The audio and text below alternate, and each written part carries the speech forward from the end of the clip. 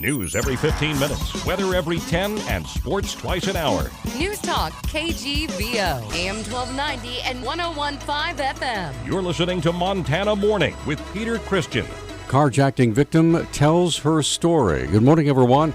Montana Morning, congratulations. You made it. It's Friday, June the 3rd, 2016. Sky is clearing a little bit. Lots of clouds still. We have 50 degrees in Missoula. Our newscast this morning, sponsored by AAA. AAA pays for itself. With discounts on big brands, join now, get a free canvas tote. Visit AAA.com/Montana. Our top story this morning, it was just 1 week ago today.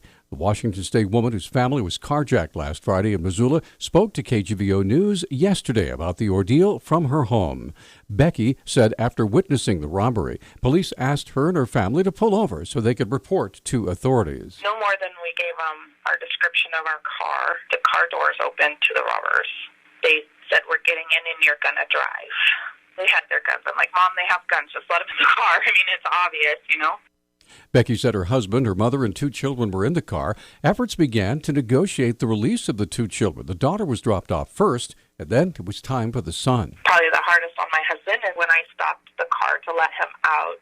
He's like, they think we're kidding, so they were going to grab him by his hair and put a gun to his head to show the cops that they were serious about them wanting them to back off. And my mom said, "Oh, no, you're not." And she opened the other door and pulled him out.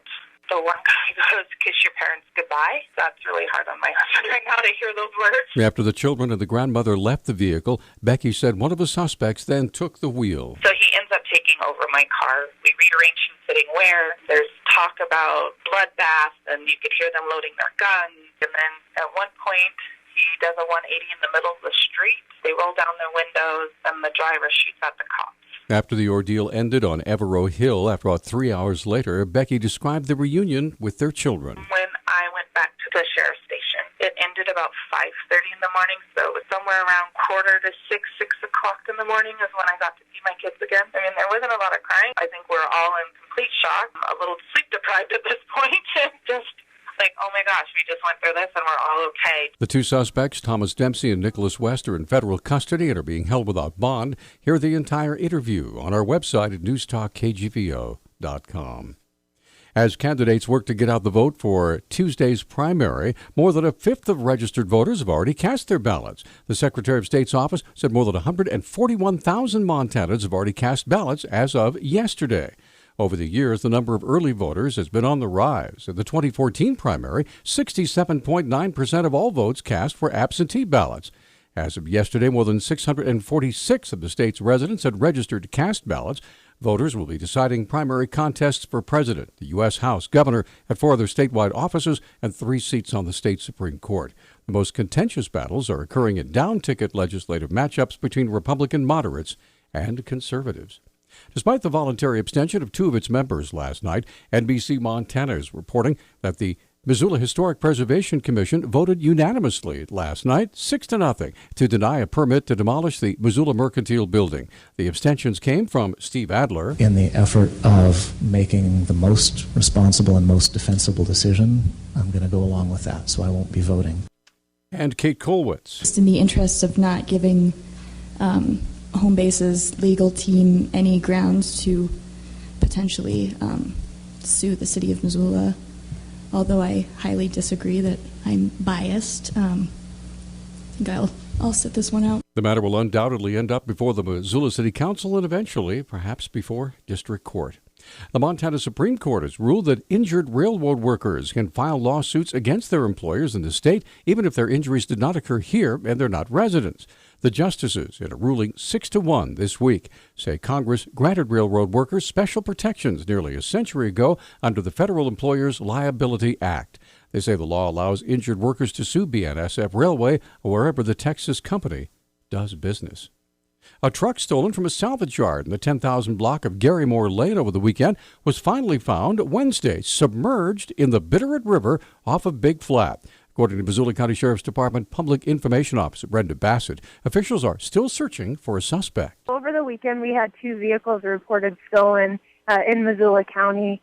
The first vehicle was found within a few hours of it being reported, but the second vehicle surfaced after we got a call into 911 that some floaters had found it on the river. Deputies went out there and located the vehicle, and it looked like it had been launched down about 100 yards embankment. This wasn't the only stolen vehicle from the same location over the weekend. Another car went missing, but was found a few hours later. Bassett said this truck was much more difficult to retrieve. Search and rescue came out just to make sure that nobody was injured. So it took quite a long time to get that vehicle out of the river. It was very heavily wooded, and it had floated down a little bit from where it was actually launched off. So the tow company did an awesome job. Search and rescue did an awesome job being able to take it back up. The truck was apparently launched off of a private access road on the west side of the river near Kona Ranch Road. Anyone with information about this crime is asked to call Crime Stoppers 721-4444. One Missoula resident made a quick trip into the Missoula County Jail late Wednesday night. 27-year-old Nick Stevens was driving down Russell when he was stopped for a traffic violation, according to Public Information Officer Travis Welch. Officers made a traffic stop on a vehicle at the intersection of Russell and South 2nd Street West. When it stopped, the vehicle driver actually jumped out and attempted to run on foot.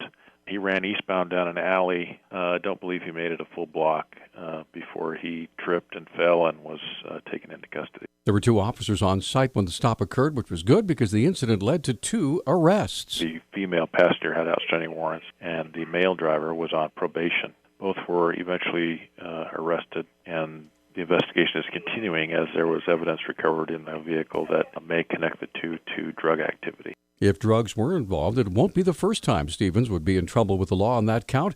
In June of 2011, Stevens was convicted after selling methamphetamine to an undercover informant. An online lending company owned by Montana's Chippewa Cree tribe is parting ways with its non-Native American partner. Plain Green CEO Jay Abbasi said yesterday the company decided to leave its Texas-based partner, Think Finance. Officials with Think Finance did not have an immediate comment. 2 women in Vermont are suing Think Finance and Plain Green officials over what they claim are predatory loan practices that violate federal and state laws. The company denies the allegations. Plain Green says Think Finance has provided support services for Plain Green since 2011. Our News Talk time now, 6:12. News Talk, KGVO. Missoula's official weather station. Mostly sunny skies today with their highs in the upper 70s. Clouds will clear out. Lows will drop into the 40s this evening. Solid sunshine Saturday and Sunday with their highs right around 90. I'm meteorologist Brooke Foster for Missoula's KECI 13.